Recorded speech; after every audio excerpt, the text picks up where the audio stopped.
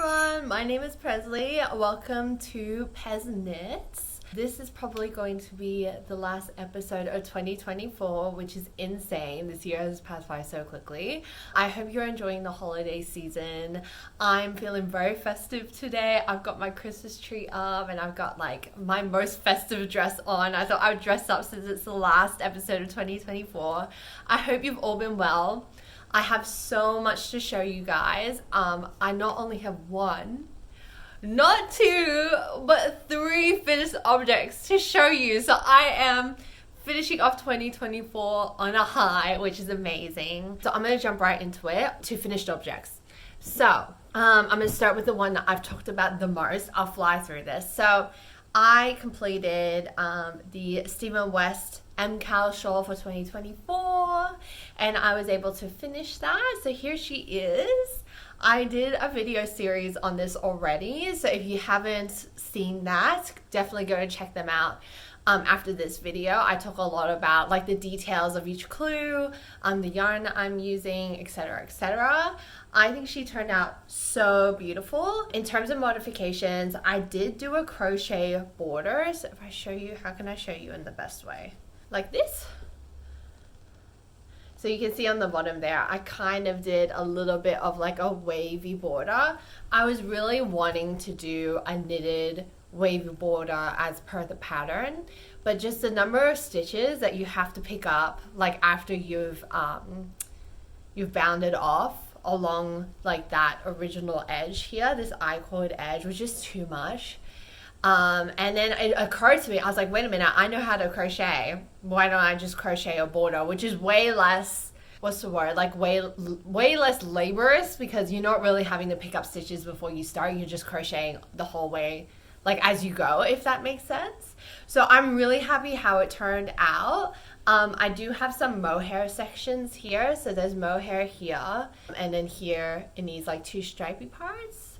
It's so warm. Even that little bit of mohair makes all the difference. I also knitted this in silk and cashmere. So this is like a super bougie shawl, like my bougiest shawl, I think. And I've been wearing her in the office just around my shoulders when the aircon is on too high. Especially like here in Australia, it's like you step outside, it's like boiling hot, like you're getting totally radiated by the sun, and then you go into work and they've just like cranked the aircon on so high it's like winter in there. So luckily I've still been able to actually wear this even though we're like in the middle of summer, and she's fab. I've gotten so many compliments on her, and yeah, super happy with that one. So that's finished object number one.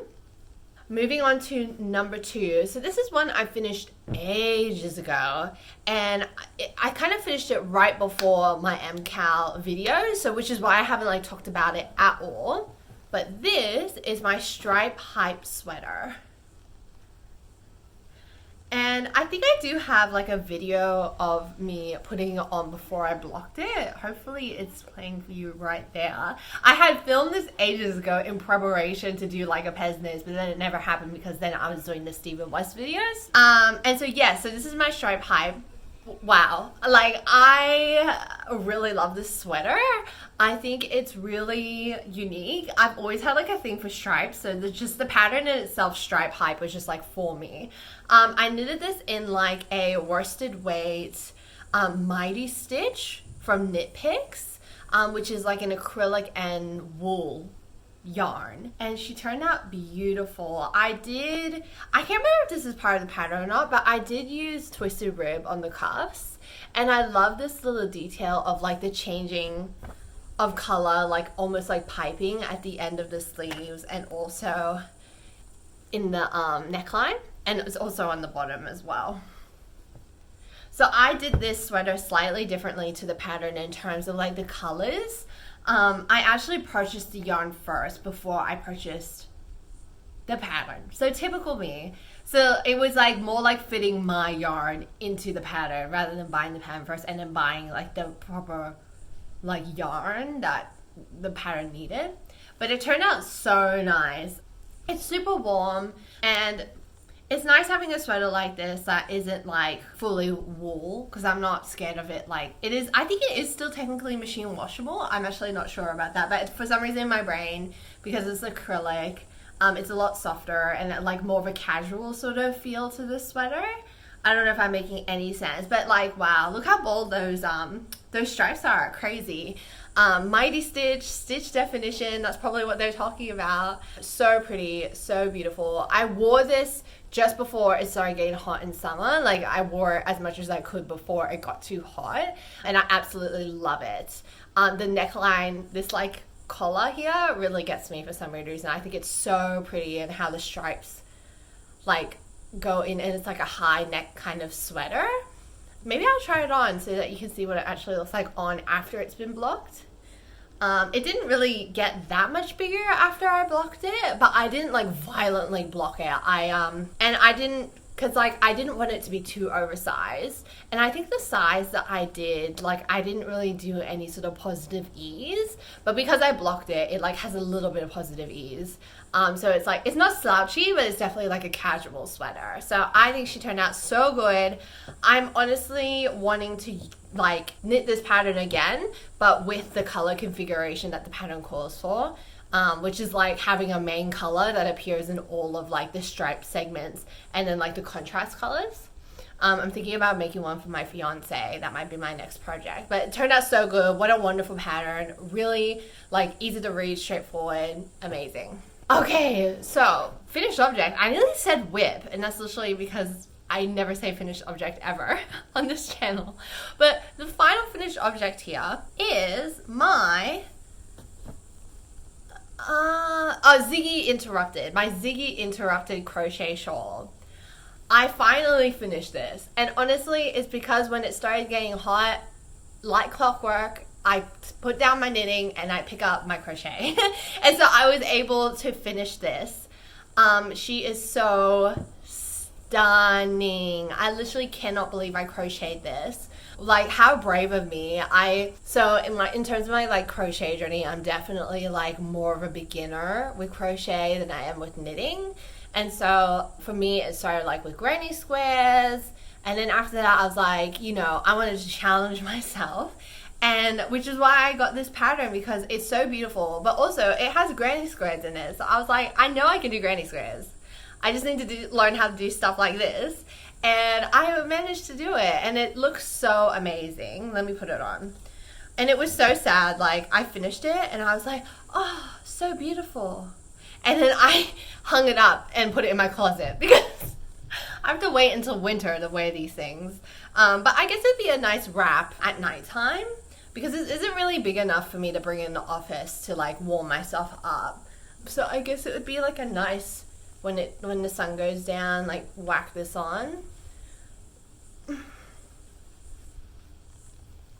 How pretty. And like the granny squares on the ends, wow, it's so pretty. And actually in the pattern, so I was umming and ahhing about this like for days after I made this, because the pattern calls for tassels at the end of this.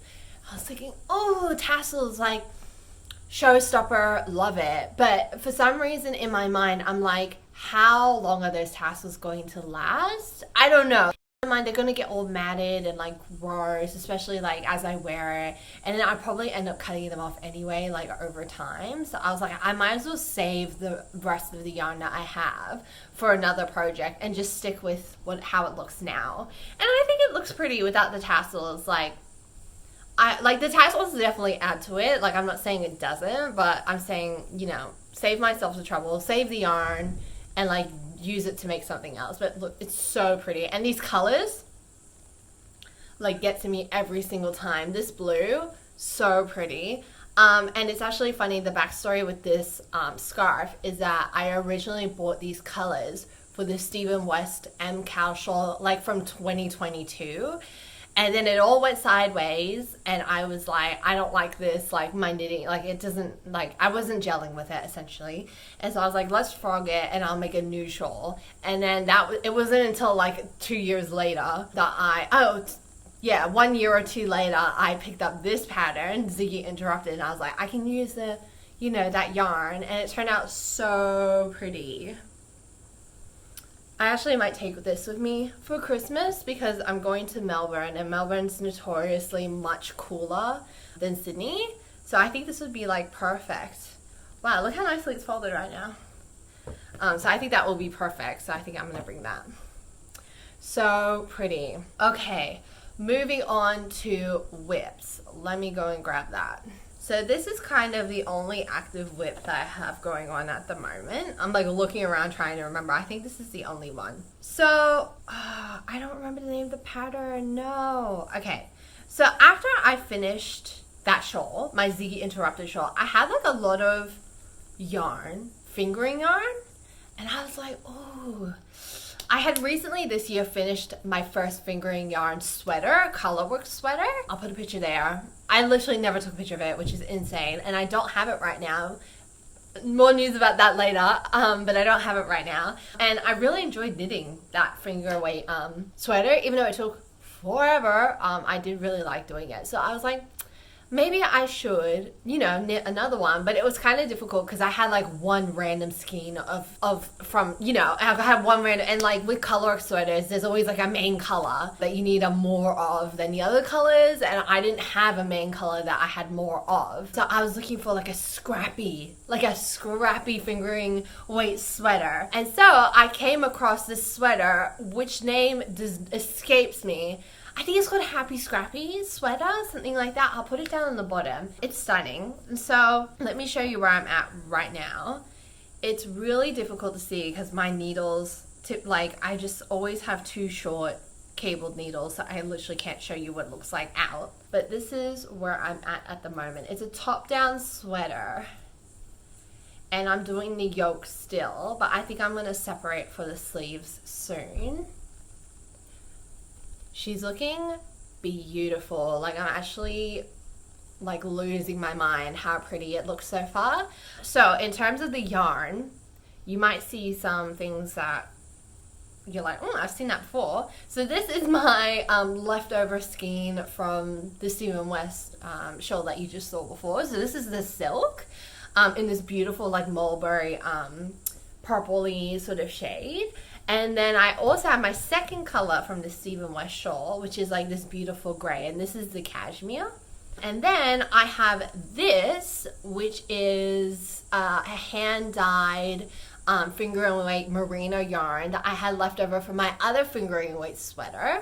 I had this like super electric royal deep bright purple skein randomly in my stash. I just impulsively bought it like 3 years ago, and I've never used it. And just because like I was looking at the rest of the yarn, I'm like, well, this obviously has a very clear color story of like blues and purple, so it'll fit right in, which is why I decided to cake it and include it. And then this one here, which I haven't caked, maybe I should, because I just like caking it because it looks pretty. But this is a remainder of my Ziggy Interrupted. This beautiful electric blue that I keep going on about that I'm so in love with. And then finally, I have this beautiful teal, like, I don't even know what to call this, like ocean teal skein, which I bought as a souvenir skein from New Zealand. And it's just so New Zealand, this color, which is why I bought it. It reminds me of like the mother of pearl that they're popular, like they're famous for, and also like their beaches and things like that in their ocean. That's kind of like, I was like, I never wear, it's so funny. I was like, I never wear purple, I never wear blue. And then you look at my stash, and like, I've got heaps of purple and blue. I don't know what is going on. So like it tells you a lot about yourself that you don't know. And so yeah, like the color story of this sweater I'm like so in love with. But this sweater, I'll tell you why, it's given me so much problems. I've been calling this I hope I'm not butchering the pronunciation, but like the Sisyphus sweater. You know, like how in the Greek mythology there's not Atlas, I forgot, Sisyphus, his name's Sisyphus, and he's like rolling up this boulder up a hill, and then if he gets to the top of the hill, he's like free, but he never makes it to the top of the hill because the boulder keeps rolling back down the hill. That is me. I am Sisyphus with this sweater. And the reason why is, so at the beginning, it was all fine. It was all hunky-dory, like fine. And then in the middle of a color row section, I dropped a stitch and didn't know it, and I kept on knitting, and then like I woke up and looked at the pattern. I was like, why does this look so wrong? Like, it's circles, so as soon as it's wrong, like you can see that it's wrong. And then I realized I had a drop stitch, so then I had to frog that entire section and then redo it. And then when I was redoing it, I knitted the wrong section and forgot the increases. So it's disaster. But I think it's fine. Like, and then I left it. I was like, I'm just gonna leave it and then do one less section before I split for the sleeves and hope for the best. I don't think it's that big of a deal, as well as because like I have a bigger bust as well. I think more length in this part might do some good. I have no idea. I'm like one of those people, I don't know how to fit sweaters to my body. I just knit what it tells me to knit. So I don't know if it's gonna help. I don't know if it's gonna look stupid, but I'm keeping on going with it. But how could I be mad at her? Because look at her. She's just so beautiful. And like, it's one of these, like, I look at my other sweater that I did, color work yoke. I didn't make one mistake. And then with this one, I'm looking at it a little bit closely, and I can see there's like one or two like stitches that are like the wrong color. Like the circle isn't 100% like connected. There's like one miscolored like stitch, like things like that. So I have no idea how I managed to knit my other sweater. And mind you, I knitted it on a boat. And this one I'm knitting in my home. And I'm just like making all these mistakes. So it's just so bizarre. I guess like all my luck ran out on that first sweater, and then this one is just like giving me so much trouble. I have no idea. And then another issue I just remembered is that I've been using the wrong kind of increase as well. I don't know what my problem was. So I was reading the abbreviations, and for some reason I thought it said the backwards loop increase. And I was like, how bizarre. I've never seen a sweater pattern use that increase. I only see it in shawls. And I was thinking the reason why I only see it in shawls is because it kind of creates a little bit of a gap in between the stitches. I wonder if I can show you. Like if I stretch out my, I'm being crazy. You're literally not going to be able to see. But like if you look at it, you can see these tiny little holes from where the increase is. And I was like, how interesting. Okay, if that's what the pattern says, that's what the pattern says. So I literally knitted like a significant amount of this sweater. And I was like, let me check what this increase is. And then it's a make one left, like a normal make one left, not a backwards increase. So add that to the list of mistakes I've made on this sweater. Like, it's not that big of a deal, but I was like, I literally even knew myself that it wasn't the right increase, but I ignored my intuition and I just kept on going. Like, what was I thinking? I just remembered another issue that I did with this sweater as well. I'm so sorry. I'm just complaining about this sweater the whole time. So I also got the color order wrong. So the way I've been doing it is that the ring color becomes the background, and then a new ring color comes in, and then that ring color becomes the background. Does that make sense? So there's like a new color introduced after every stripe. Then in the pattern, it's actually like you're meant to invert it. So what it should have been is blue, gray, gray, blue, and then a new color comes in. But look, I honestly, and that pattern makes sense because then you're able to have every color combination in this, and it's like inverted. Like it probably would look better, but I'm almost glad that I didn't do it that way because you can see like I don't really have equal amounts of yarn of all the colors, especially like with this blue. Like I don't have a lot of this, so being able to spread it out a little bit in the sweater is probably a good thing. Otherwise it's like it's gonna have a blue section and then you'll never see it again. And while I'm knitting this, I'm actually thinking about what the sleeve situation is going to be. I have a feeling, because I'm not gonna do this pattern like on the sleeves, like otherwise this will never get done, because I'm one of those people, as soon as I'm on sleeve island, it's like hands off the table, like I'm not picking it up again. So I think what I'm going to do is that I'm going to do a pattern up to like here and then do a plain color, like I'd probably do it in like one of the colors I have the most of, like this one was a full skein, so I'll have the most of this.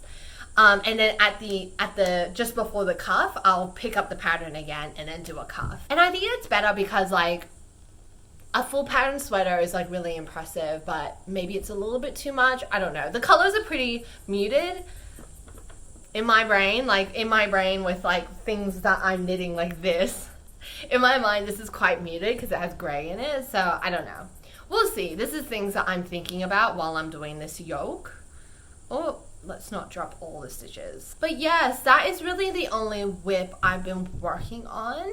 I'm thinking about picking up something in crochet because this one was really my only crochet, like active crochet project I had going, and now that it's done, I'm like, what can I do next? And for some reason in my brain when I'm crocheting, I'm like, shawls, crochet shawls. I'm like, I just made a shawl, I can't make another shawl. I've got 2 shawls this year that I've made. I can't make another shawl. That's crazy.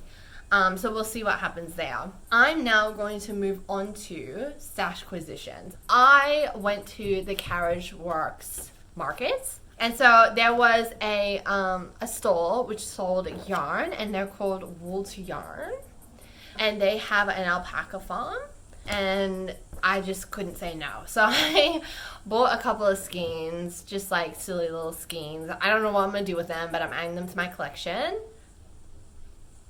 So these are alpaca, and they are so soft, and I'm like in love with this color combination, like this light butter yellow with this dark, I wouldn't say it's navy, I don't know what to call it, like a dusty denim, like almost like an indigo denim, I would call it, with this light butter yellow, like light dandelion yellow, what do you call that? I don't know, but so pretty. And I'm just imagining this like in amongst like color work in another sweater. But they're so pretty.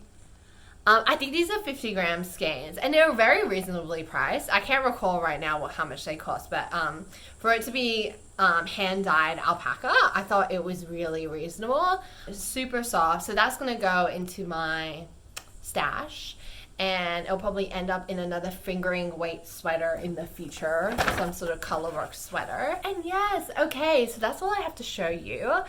In terms of other news, I mentioned about my other colorwork sweater, my fingering weight sweater. So I had made a video about how I had entered that into the Penrith show, which is like a county fair, and I ended up winning first place for the 4-ply ladies and men's sweater division, competition, whatever, and it actually made it into the Easter show. So it's gonna be entered. It's an entry now into the Easter show because it won first place at that other show. Wow, literally cannot believe it. I'm so excited. And honestly, I'm like, wow, so this is an excuse for me to go to the Easter show. I have to go now because my sweater is going to be on display and I might win a ribbon. I have to go. So that's super exciting. And actually, funny story. So the lady who had entered it for me into the Easter show, she was like, you need to find the tag for the yarn that you knitted it with. And I was thinking, oh my God, I have no idea if I have that or not, because I knitted it so long ago. And of course, like in that moment, I had like the memory of me throwing away all my tags. Like it felt like recently, but I think it was months ago now. And I was thinking, no, why did I throw it away? And so I was rummaging around everything, like trying to find it, and I couldn't find it. And I thought, oh, I'm gonna have to, well, luckily in my mind, I bought it from a hand dyer from Sydney, a small business from Sydney. So I was like, oh, at least it's not some huge like corporation I have to message. It's just like a hand dyer, and hopefully she will have it on file, like the tag. And then the next day I was looking under my sofa for something, probably the TV remote, and it was right there under the sofa. And I was like, yes! Yes! Oh my gosh, yes! And so then I took a picture of it and I sent it to the lady. And then she was like, okay, awesome, you're going to have to get that to me at some point. I was like, they want the physical label? That's crazy. So literally, I don't even think if I had messaged the person, like I think they legitimately needed the physical label. So lucky, like literally so lucky that I just so happened to be under my sofa. The knitting gods are looking down at me. That was crazy. So I'm so excited about that. I'm definitely going to make a video on it. Whether I win or lose, I do not care. The idea of seeing it like displayed at the Easter show is enough to get me so excited. So yeah, something to look forward to. And so I think that's it for this episode. I'm probably not going to see you until the new year, so I really hope you have a great holiday season. Please stay safe and keep on crafting, doing the things you love. Happy New Year, and I'll see you in the next one. Bye!